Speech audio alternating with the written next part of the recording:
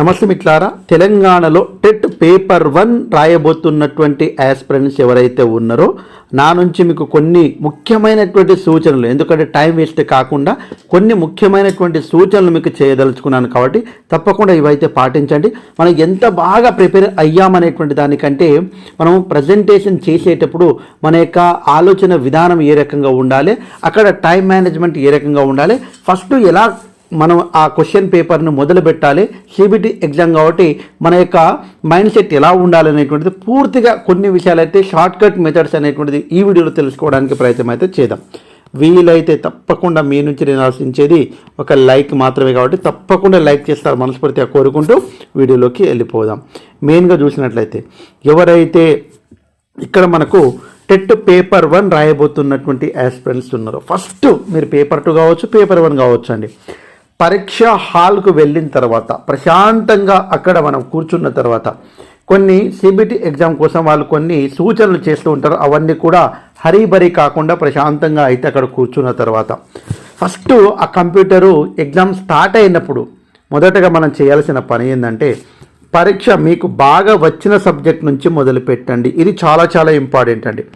100% చాలామంది ఏం చేస్తారంటే, ఫస్ట్ కంప్యూటర్లో సిబిటి ఎగ్జామ్లో మొదట మనకు మ్యాథ్స్ అంటే బాగా ఇష్టం అనుకోండి, మ్యాథ్స్ నుంచి మొదలు పెట్టాలి. కానీ అక్కడ ఫస్ట్ క్వశ్చన్ మనం మొదలుపెట్టిన దాంట్లో ఫస్ట్ క్వశ్చన్ ఇంగ్లీష్లో ఉందనుకోండి, ఇంగ్లీష్ సబ్జెక్ట్ ఉందనుకోండి, అంటే పేపర్ 1 గురించి మాట్లాడుతున్నా. మనం ఇంగ్లీష్ నుంచి మొదలు పెడితే ఫస్ట్ రానటువంటి క్వశ్చన్లు ఒక 10 ఉన్నాయనుకోండి, అయిపోయాయి. అంటే మనలో ఉన్నటువంటి ఆ ఎనర్జీ అనేటువంటిది, ఆ ఎంతూజియాజం అనేటువంటిది, కొద్దిగా మైండ్ సెట్ అనేటువంటిది చేంజ్ కావడం అనేటువంటిది జరుగుతుంది. కాబట్టి నేనేం చెప్తున్నా, ఫస్ట్ మొదలు పెట్టేటప్పుడు ఇప్పుడు ఎగ్జాంపుల్ చెప్తున్నా, మ్యాథ్స్ మనకు 30 మార్కులు అంటే ఎన్ని క్వశ్చన్లు ఉంటాయి ఇక్కడ మనకు 1 నుంచి 30 వరకు ఉంటాయి అన్నట్టు. తర్వాత 31 క్లిక్ చేసి పెట్టుకోవాలి. అక్కడ తెలుగు వచ్చింది అనుకోండి, మనం ఒక రఫ్ పేపర్ ఇస్తారు కాబట్టి అక్కడ మాత్రము తెలుగు అని రాసుకోవాలి. అంటే అక్కడ కూడా 30 ఉంటాయి కాబట్టి తెలుగు. తర్వాత 61, తర్వాత 60 నుంచి 90 వరకు, తర్వాత 91 నుంచి, తర్వాత 130 నుంచి, ఈ రకంగా మనం ఏ సబ్జెక్టు ఎప్పుడు అనేటువంటిది, ఏ సబ్జెక్టు ఏ క్వశ్చన్ నుంచి ప్రారంభమవుతుంది అనేటువంటిది క్లియర్ కట్గా మనము ఆ యొక్క ఒక రఫ్ పేపర్లో రాసి పెట్టుకోవాలి. కాబట్టి చాలా జాగ్రత్తగా 1 to 30 ఏంది, తర్వాత 31 to 60 ఏంది, తర్వాత 61 to 90 ఏంది, తర్వాత 91 to 120 ఏంది, తర్వాత 121 నుంచి 150 ఏంది అనేటువంటిది ఏ సబ్జెక్ట్ అనేటువంటిది రాసి పెట్టుకుంటే ఈజీగా మనకు వచ్చినటువంటి సబ్జెక్టు మ్యాథ్స్ అయినప్పుడు మ్యాథ్స్ సబ్జెక్ట్ ఏడ ప్రారంభమవుతుంది అక్కడి నుంచి మొదలు పెడతాం. దాని తర్వాత మనకు బాగా ఇష్టమైనటువంటి సబ్జెక్టు సైన్స్ అనుకోండి, ఆ సైన్స్ నుంచి మొదలు పెడతాం. తర్వాత మనకు ఇష్టమైనటువంటి సబ్జెక్టు సోషల్ అనుకోండి, సోషల్ రాస్తాం. తర్వాత అన్నిటికంటే లాస్ట్ మనకు మ్యాథమెటిక్స్ అయినప్పుడు లాస్ట్ అక్కడికి రావడం అనేటువంటిది జరుగుతుంది. ఈ రకంగా మన ప్రిఫరెన్స్ అనేటువంటిది ఉండాలి. చాలా జాగ్రత్తగా ఈ రకంగా మనం ప్రారంభిస్తే తప్పకుండా మన మైండ్ సెట్ అనేటువంటిది పాజిటివ్ వేవ్ తోటి ప్రారంభమవుతుంది. కాబట్టి చాలా బెనిఫిట్ అనేటువంటిది ఉంటుంది. ఒక్కసారి ఇవి మీరు పాటించండి, తప్పకుండా మీకు అద్భుతమైనటువంటి రిజల్ట్ అయితే ఉంటుంది. ఇది మొదటిదండి. తర్వాత మీకు వచ్చిన క్వశ్చన్లు మొదటగా సమాధానాలు చెయ్యండి, చాలా ఇంపార్టెంట్. ఎగ్జాంపుల్, ఇప్పుడు మనకు వచ్చినటువంటి సబ్జెక్టు, మొదలుపెట్టినటువంటి సబ్జెక్టు మనము ఏదన్నా కావచ్చు. అది ఇప్పుడు ఎగ్జాంపుల్ చెప్తున్నాం. ఒకవేళ మనము ఇంగ్లీష్ సబ్జెక్ట్ నుంచి మొదలుపెట్టినాం. ఇంగ్లీష్ సబ్జెక్ట్లో 30 క్వశ్చన్లలో మనకు ఒక 25 క్వశ్చన్లు వస్తాయి. 25 ఫస్ట్ ఆన్సర్స్ చేసేయాలండి. ఈ 5 ఉంటాయి కదా రిమైనింగ్, ఈ 5ను మనము ఏదో ఒక ఆన్సర్ అప్పుడే చెయ్యరాదు, అవి మనము స్కిప్ చేసి వదిలిపెడతాం. ఓకే, తర్వాత మనకు ఎందుకంటే అట్లా వదిలిపెట్టినటువంటి క్వశ్చన్లు, తర్వాత మనం అటెంప్ట్ చేసినటువంటి క్వశ్చన్లు, ఇంకా మనం విజిట్ చేయనటువంటి క్వశ్చన్లు, ఆ రకంగా 4 టైప్స్ మనకైతే ఉంటాయండి. కాబట్టి గ్రీన్ కలర్లో, అదేవిధంగా వైట్ కలర్లో, అదేవిధంగా రెడ్ కలర్లో, ఇట్లా మనకు ఉంటాయి, బ్లూ కలర్లో ఇట్లా ఉంటాయి. కాబట్టి ఇప్పుడు ఈ 5 క్వశ్చన్స్ అన్ని క్వశ్చన్లు చదివిన తర్వాతనే దీనికి అటెంప్ట్ చేయడానికి పోవాలి. విషయం ఏంటంటే, ఇట్లా చేయకుంటే ఏమవుతుంది అంటే, చాలామంది ఈ 5 క్వశ్చన్లు మనకు తెలియనప్పుడు ఏదో ఒకటి ఆన్సర్ పెట్టడానికి చదువుతారు, టైం వేస్ట్ అవుతుంది. అసలు సమాధానం తెలియనటువంటి క్వశ్చన్లు చదివి మనము సమయం వేస్ట్ చేసుకుంటాం.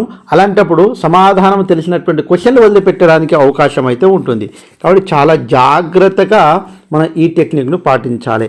కాబట్టి అందుకనే చెప్తాను, మీకు వచ్చిన క్వశ్చన్లు మొదటగా సమాధానాలు చేయండి.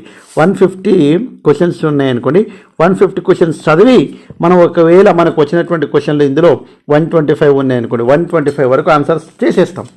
రిమైనింగ్ 25 ఏవైతే ఉన్నాయో మన దగ్గర అవి మాత్రము లాస్ట్లో టైం ఉంటుంది కాబట్టి ఎంత టైం ఉంది ఏందనేటువంటి చూసి మనం ఆన్సర్స్ అయితే చెయ్యాలి. కాబట్టి ఆ రకంగా అందుకని నేను మూడోది చెప్పిన సమయం అనేటువంటిది సరిగ్గా సమన్వయం చేసుకోవాలి. మనకు సమయం అనేటువంటిది చాలా ఇంపార్టెంట్. ఈ టైం అనేటువంటిది ఎవరైతే మేనేజ్ చేసుకుంటారో వాళ్ళకే తప్పకుండా మనకు 100% సక్సెస్ వస్తుంది. టైం పాటించకుండా నీ జీవితానికి ఒక క్రైమ్ మిత్రమా గుర్తుపెట్టుకో. ఇది చాలా సందర్భాలు నేను చెప్తున్నా. మనం ఎంత చదివినా ఏం చేసినా టైం మేనేజ్మెంట్ లేకుంటే తప్పకుండా మనకు సక్సెస్ అనేటువంటిది అంత త్వరగా రాదు. కాబట్టి ఆ టెక్నిక్ నువ్వు తప్పకుండా ఉపయోగించుకోండి. తర్వాత చెప్పేటువంటిది ఇంపార్టెంట్ అండి.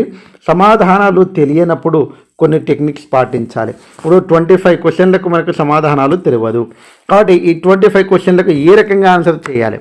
ఫస్ట్ మన చదివిన సిలబస్లో ఈ 25 క్వశ్చన్లో రిలేటెడ్గా ఆన్సర్స్ ఏమన్నా ఉన్నాయా అనేటువంటిది కొన్ని క్వశ్చన్ పేపర్లోనే వీటికి సంబంధించిన రిలేటెడ్గా ఉన్నటువంటి ఇన్ఫర్మేషన్ కూడా ఉంటుందండి. ఆ టెక్నిక్ కూడా పాటించాలి మనం. కాబట్టి ఒక్కసారి ఇది 8 టెక్నిక్స్ ఉంటాయండి ఇక్కడ కామన్గా. ఆ 8 టెక్నిక్స్ అనేటువంటిది అద్భుతమైనటువంటి వీడియో మన ఛానల్లో ఉన్నాయి.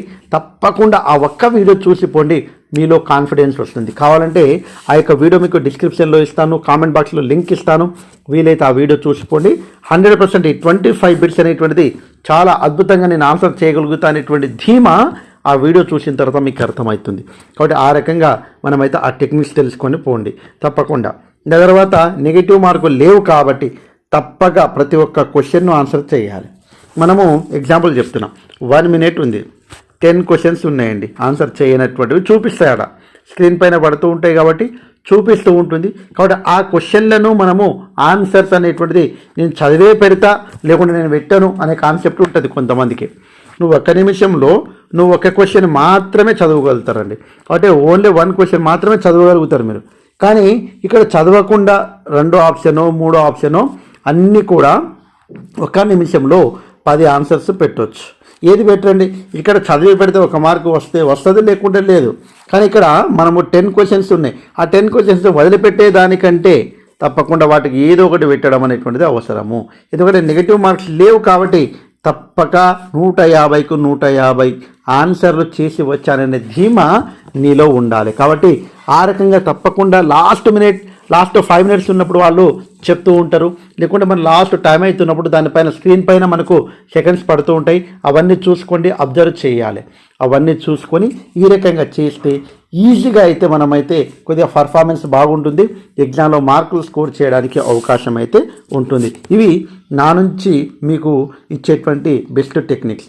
ఇంకా కొన్ని సందర్భాలలో సమాధానాలు తెలియనప్పుడు మనకి 8 ట్రిక్స్ ఉన్నాయండి.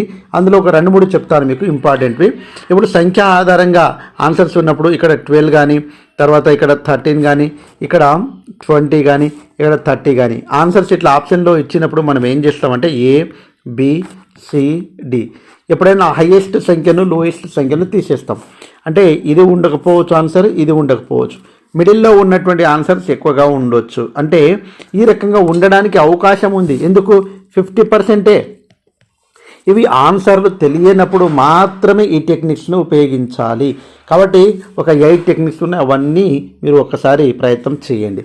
తర్వాత ఇంకోటి చెప్తున్నాను, రెండవది ఏదైతే ఆప్షన్ A ఇంత ఉంది, ఆప్షన్ B ఇలా ఉంది, ఆప్షన్ C ఇంకా ఇంత పెద్ద ఉంది, ఆప్షన్ D ఇంకా చిన్నగా ఉంది. ఇందులో ఏదైతే పెద్దగా ఉంటుందో అది ఆన్సర్ కావడానికి అవకాశం ఉంది. కాబట్టి ఇక్కడ ఆన్సర్ ఏం కావచ్చండి, C కావడానికి అవకాశం ఉంది అంటున్నాను నేను. అదే కన్ఫామ్ కాదు, కావడానికి అవకాశం ఉంది. కాబట్టి ఇలాంటి టెక్నిక్స్ అవి ఎప్పుడు ఉపయోగించాలి, సమాధానాలు తెలియనప్పుడు కొన్ని టెక్నిక్స్ ఉపయోగించాలి అని చెప్పారండి. అలాంటి సందర్భాలలో మాత్రమే మనము ఉపయోగించుకోవడానికి ప్రయత్నం అయితే చేయాలి. సో ఈ రకంగా మనము ఈ వీడియో కావాలంటే మీకు కామెంట్ బాక్స్లో తప్పకుండా ఇస్తాను, వాటిని తప్పకుండా చూడండి. తప్పకుండా మీలో ఒక కాన్ఫిడెన్స్ వస్తుంది, రానటువంటి క్వశ్చన్లకు సమాధానాలు ఎట్లా చేయాలనేటువంటిది. సో ఈ రకంగా ఈ సూచనలు పాటిస్తూ తప్పకుండా మీరు 120+ మార్కులు సాధించాలని మనస్ఫూర్తిగా కోరుకుంటూ, వీలైతే మన ఛానల్ని మీరు లైక్ చేసుకోండి. అదే రకంగా మన యొక్క యాప్ కూడా ఉంటుంది కాబట్టి యాప్ని కూడా డౌన్లోడ్ చేసుకుంటారని మనస్ఫూర్తిగా కోరుకుంటూ ముగిస్తున్నాను. Jai Hind. Thanks for watching. All the best. Bye. See you.